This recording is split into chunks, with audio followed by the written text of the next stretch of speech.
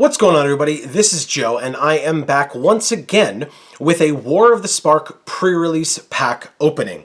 Now, it's been a little bit, all right, and War of the Spark is not the most recent set, but I had one of these lying around. It was literally the last one. I've had it sitting on my shelf for a very long time. I love pre-release packs. I have always loved them. I probably will always love them. And I really enjoyed War of the Spark as well. It's a lot of fun to open Planeswalkers. Rares and Mythics, obviously, better than the Uncommons, but the Uncommons are really cool to see, too, and there's one in every pack. Also, can we, like, the Liliana Bolus on the front is really cool, but can we talk about how awesome the Nissa and Karn on the back are? I feel like we haven't done that in a bit, so there's that. I like that quite a bit. But I started it a little bit here. Let's rip into this thing. Let's see what we get. We are going to try to make a deck, as usual, out of this thing.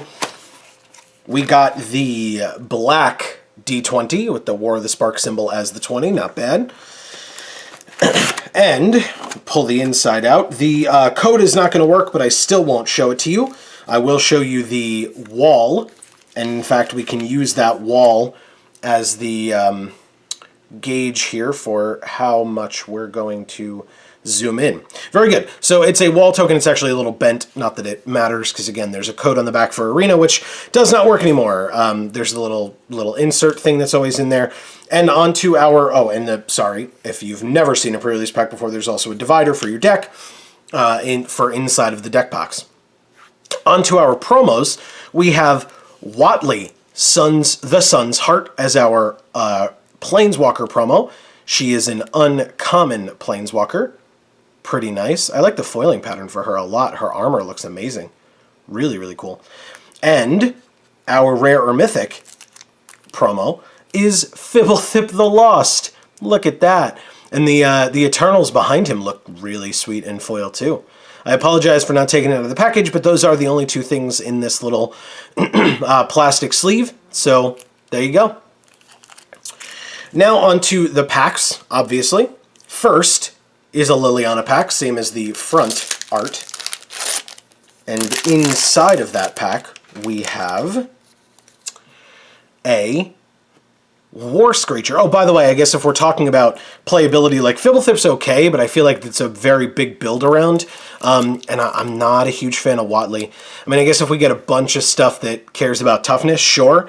A bunch of big toughness creatures, then Watley's okay, but I'm not jumping for joy over those two in terms of playability in a deck. So, but we have a War Screecher to start. That's not a bad card, and it does care about toughness, but it is one of Watley's colors, so why not?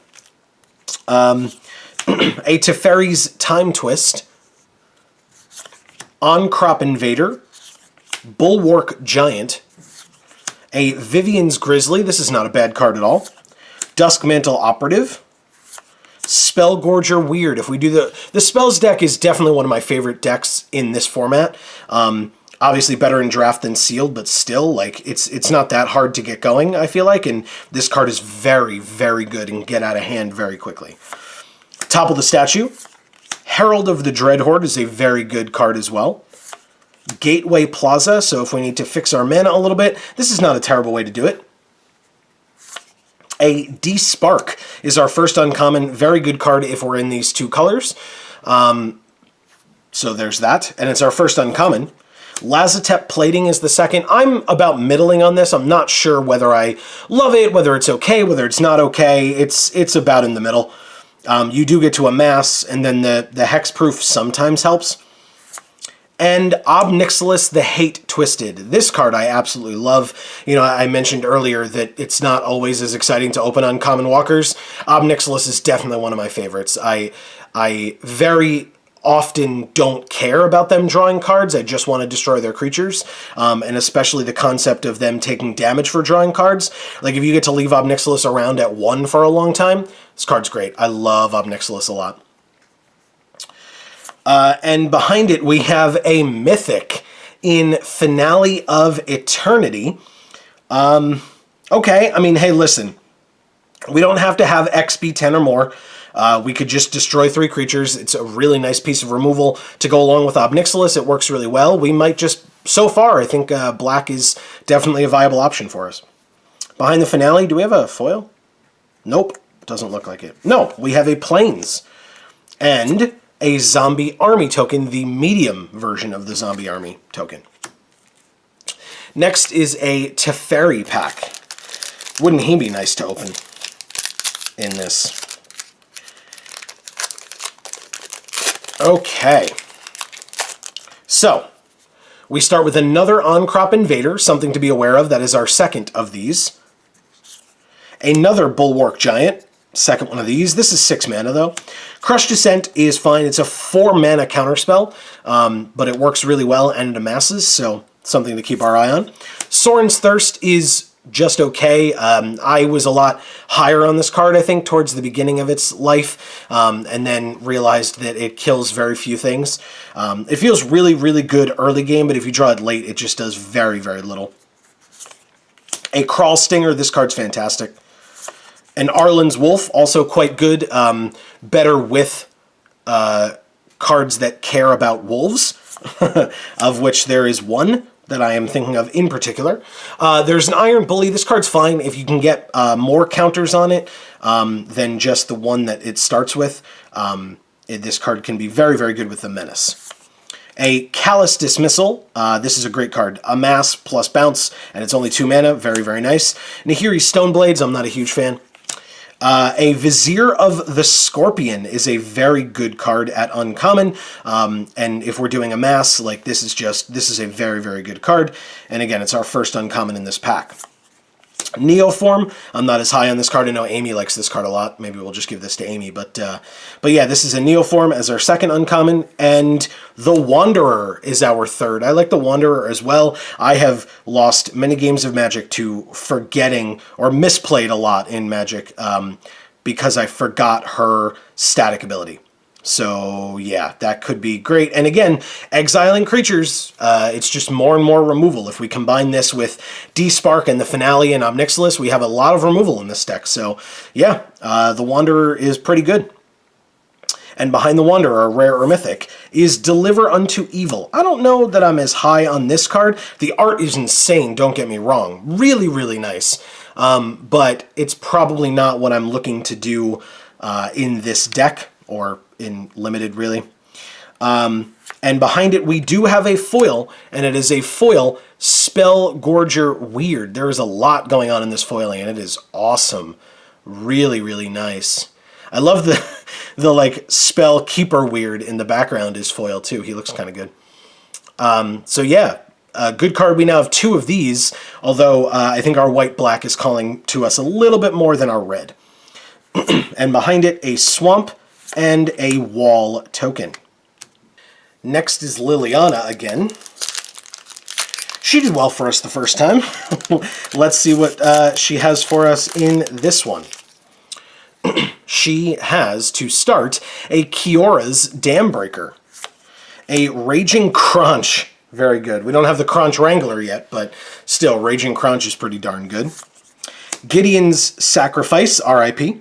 He's right over here. You can't quite see him. He's like right off here. You can kind of see his armor right there on the playmat. Wardscale Crocodile. Dusk Mantle Operative. Jaya's Greeting is a good card. Our red is making a slight comeback so far. Totally Lost. A Centaur Nurturer. Iron Bully again. An Erratic Visionary. Jace's Triumph is our first uncommon. Not bad. We're probably not going to control the Jace Planeswalker. Even if we open it, I don't know that we'd play it, to be fair. A Gleaming Overseer. This card's fantastic as our second uncommon. This, like Vizier of the Scorpion, like, that's pretty good. We have a lot of Amass stuff, too. And Narset, Parter of Veils. So yeah, I think, okay. So in the latter end of this pack, it looks like it's now trying to make us decide between black-blue or black-white. Narset's not bad. Again, it cares about non-creature spells, right? Non-creature, non-land. So we can get planeswalkers, or we can get instants or sorceries. So in the black-blue, we might have a lot more creatures, but there are like instants and sorceries that have Amass, so maybe. And our rare or mythic is a Karn's Bastion. You can proliferate with it, which is important if you have a bunch of planeswalkers, which, I mean, obviously we're going to have one in every pack. So far we have 3 pretty good ones, but it is in 3 different colors. So interesting. I'm mean, 4 if you count Watley. But yeah, maybe. I doubt it, but maybe. Behind Karn's Bastion, a Swamp, and a Wizard token. Okay, we have a Gideon pack next. We are halfway through. Just about. And we have to start a Sky Theater Strix. Not a bad card, although obviously cares to be in the spells deck. Goblin Assailant. Makeshift Battalion. Not bad if we go white. Aid the Fallen. This is a great card. I played against an opponent, a good guy. I've known him for a while, and I played this, and I had an Ob Nixilis and a creature in my graveyard, and I just went to my graveyard, and I was like, I'll take both of these back. And he looked at me and he goes, "It says both?" It does say choose one or both. You can get a creature and or a planeswalker. So, yeah, if you have both, this is great value. A Steady Aim. Totally Lost. Law Rune Enforcer is a great, great card. If we go black-white, this goes in almost no matter what our deck looks like. We have a Burning Prophet, again, towards the spells deck, but we don't have a lot of things to support that, so I don't know that that's really in contention as much anymore. Relentless Advance is a good card whether we go the black-blue route or the red-blue route. Just a fine card. Centaur Nurturer, again, it's the second one of those. Death Sprout, oh my god. This is a great card. I don't think our green is really supported. We have 2 Centaur Nurturers, now that we just got rid of the one that was on top of this. But Death Sprout's very good. Splashing Green is an option, although not a good one. We do have, what was it, the Gateway Plaza, but I'm really not sure, I don't think. This card is really, really good, though. And it's our first uncommon. We have a Grateful Apparition as our second, and another The Wanderer as our third. 2 Wanderers, obviously, they are legendary. You can't have them both out at the same time, but people do like to kill this thing. So, yeah, we could have 2 Wanderers in our deck. That wouldn't be a bad idea. And our rare or mythic is a Spark Double. Great. So you give us a white card and then a blue card, so that we still have to choose. Unfortunate. Yeah, Spark Double's great. It can copy planeswalkers. It can copy creatures. It's really nice. It does have to be one we control, but still, we have some pretty good stuff. So, yeah, Spark Double's not bad. Behind Spark Double, just a plains and a Goblin token. Look at that guy. He's cool. We have 2 cards left, one of which, or 2 packs left, excuse me, one of which is Gideon. Inside of this Gideon pack, we start with, look at this guy. How awesome is that?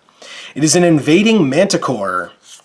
Another Gideon's Sacrifice. In the Gideon pack, how rude. A Naga Eternal. A New Horizons. Toll of the Invasion.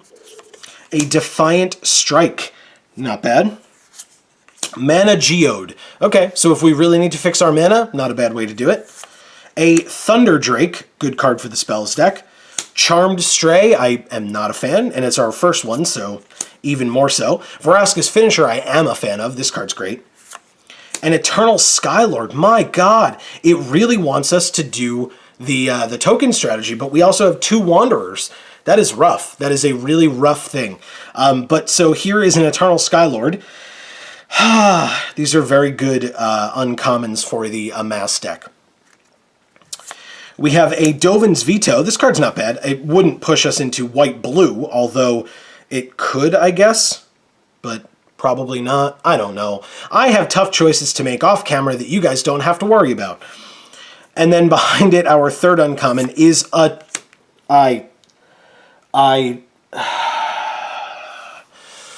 Off camera, I have a lot of tough choices to make that you guys don't have to worry about at all. You will see it seconds after we're done, no matter how long I toil over, oh god, a second Ob Nixilis. I love this card so much. We have 2 Ob Nixilis, 2 The Wanderer. I I'm so upset. And and behind it we have a Mythic in Rowlesque Apex Hybrid. The green's so not there in this pool, but this card is great. Flying Trample, counters, like, oh my god, it's so good. And then you can proliferate, and then proliferate again, so all your walkers get bigger. And, oh my god. This card's great. I really don't think we can make this work. We do have, like, New Horizons, which will allow us to fix. And we do have Centaur Nurturers. So maybe, I have no idea anymore. Why are you doing this to me? Behind Rowlesque, we have just a Swamp, thank God, and a Servo token. We have 1 pack remaining, which is just the best. Isn't that the best? 1 pack remaining. This kit is all over the place. Oh my god. I wonder why this was sitting around for so long. We have a War Screecher to start this last one. Ashiok Skulker. An Invading Manticore. Lazotep Behemoth. Return to Nature. A Trusted Pegasus. This card's great. Band Together. This card's also great. Whoops. A third Spellgorger Weird. An Arboreal Grazer. Don't love this card. A Mayhem Devil. This guy's cool. Is our first uncommon. That came very quickly. Which means we probably have a foil of some kind. But hey, here's a Mayhem Devil. A Rally of Wings. I don't think we have the flyers really to support this, but still, it's a fine card, Rally of Wings. And oh my god, a second Gleaming Overseer, which also means that our rare or mythic is a Planeswalker, because that was 3 uncommons, and usually the third uncommon slot is the Planeswalker if it's not the rare or mythic. So, but hey, a second Gleaming Overseer is fantastic. Also note, this is not a legendary, although you probably wouldn't want to have both on the field at the same time, just because if they kill one, playing the second feels very good. And our rare or mythic Planeswalker is... oh, good, okay. Whew. It's value, but I don't have to worry about putting it in the deck. It's Karn, the Great Creator. This card's great, just not for limited, not in any way. This is a modern card, no question. So, great. Karn does not get in, but it's a great card. I'm so happy to have it. And our foil... yeah, it's just a foil Swamp. Good. Again, nice things to have, but I don't have to worry about whether it goes in the deck or not. Because if we play black, it can go in the deck for funsies. And if we don't, it won't, and whatever. It's a very cool card. I like the art. I like the sparks flying there and what that looks like in foil. Very, very nice. And behind it, an island. So a Swamp and then an island. And a Zombie Army token, the lowly version of the Zombie Army token. So that is it. I will be back, as I said, in just a second for you, and probably a lifetime for me. So, it didn't take as long as I thought it would, although it did take an amount of time, obviously. But here is the deck that we went with. We did decide to go black-blue, and I was correct in my assessment of the fact that black-blue or black-white were really the 2 choices. And what I will say is, in terms of black-white, the only things, like the strongest cards that were available in white that I did not play, as you saw, D-Spark, pretty good one. Double Wanderer, obviously, and, as I mentioned, the Law Rune Enforcer. Besides that, everything else was okay. I mean, Trusted Pegasus is a fine card, although it's not a tragedy that I wasn't able to play it, right? I wasn't, like, super upset about that. So, yeah, those were those choices that I made. Now, if you look, this is an Amass deck, and to the slightest degree, it is also a deck that cares about non-creature spells, because we've got Narset here, and we've got the Sky Theater Strix over here. It's like a very sub-theme, but at the same time, we do have kind of a low amount of actual creature cards, but that's because obviously we're going to have the Amass tokens, the Zombie Army tokens, which ironically enough, I mean, obviously we're not playing this deck, but this box only came with 2. Usually it's so much more common to see them, and so out of 6 packs you'd expect like 4 or 5. I got 2. So I would probably, if I were playing this in an event, have to like ask around for people to let me borrow some of those tokens. And I'm sure that there would be people who would have gotten a bunch who were playing no amass in their deck at all. But regardless, that's kind of neither here nor there. But so this is what we went with. I do have a fair amount of removal at the top end with Double Obnixilis and Finale of Eternity. I've also got like bounce and things like that, like with Callous Dismissal. One of the decisions that I made, and I always try to leave a question in these videos for you. First of all, the main question is, would you have gone with white instead? As I tried to put forth what I thought, but you have the benefit of going back and being like, what are you talking about, Joe? Gideon's Sacrifice is amazing, and you have 2 of them. Like, if that's something that you really think, and you think that like double Gideon Sacrifice is better than double Gleaming Overseer, please let me know your thoughts, right? That's it. That's an example, of course. I'm not necessarily saying that that is a viable argument, although I'm not saying that it is not. But one of the things that I did do, I have a Totally Lost over here. I cut one of the Totally Lost. I had both of them in the stack because I do like it. I mean, putting something on the top of its owner's library is very good tempo-wise. But I took the second one out because it is 5 mana for the Jace's Triumph. It is 3 mana to draw 2 cards. We will not control a Jace Planeswalker, despite the art on Spark Double. And that's fine, because it's card draw, and I think it's the only card draw in the deck, to be honest. Unless we really, really, really are desperate, and we want to kill one of our creatures with Obnixilis and draw 2 cards. That is technically an option as well, but it feels like a bad option. So, yeah, this is the deck that I went with. This is what I chose. Please let me know your thoughts. I think the combination of... Oh, I did end up with the Thunder Drake in here as well, because obviously I said it goes better in the spells deck, but that's not automatically true. It just cares about you casting 2 spells in a turn, and obviously creatures are spells, spells are spells, so it doesn't matter as much there. I'm just so used to, like, oh, it goes in the spells deck. So, but yeah, it works in here. It is another, like, regular creature with flying, and then the Eternal Skylord gives flying as well. So with Double Gleaming Overseer, Vizier of the Scorpion, and Eternal Skylord, I think that this deck is really good, coupled with our backup that we have of all of our non-creature spells, both with our triple Planeswalkers as well as, you know, all the bounce and counter and stuff like that. So, yeah, this is what we are working with. Please let me know your thoughts in the comments down below. I would really appreciate it. Thank you all so very much for watching. And from the Geek for All YouTube channel, I have been Joe, and as we always say, in whichever video of ours you watch next, we will see you all next time. Thanks, everybody.